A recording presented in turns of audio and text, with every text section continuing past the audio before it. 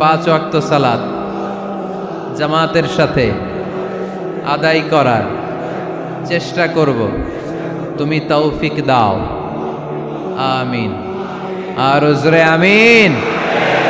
সূরা আর রহমানের শিক্ষা হচ্ছে যে সব সময় আমরা ভরসা রাখবো একজনের উপর, তিনি কে?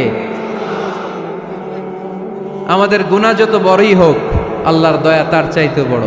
সূরা আর রহমানের শিক্ষা হচ্ছে আমাদের পাপ, অন্যায়, গুনাহ যত বড় হোক না কেন, আল্লাহর দয়া তার চাইতেও বড়, ঠিক কিনা? এজন্য নিরাশ হবেন না, হতাশ হবেন না। আপনি যত পাপ করেন না কেন, অনুতপ্ত হলে ওযু করে এসে জায়নামাজটা বিছিয়ে 2 রাকাত নামাজ পড়েন, পাপের কথাগুলো স্মরণ করেন, ক্ষমা চান, চাওয়ার মতো চাইলে সব গুনাহ মাফ করে দিবে কে? আল্লাহ আমাদের সবাইকে কথাগুলো বুঝার ও আমল করার তৌফিক দান করুক। আমরা পড়ি আমিন।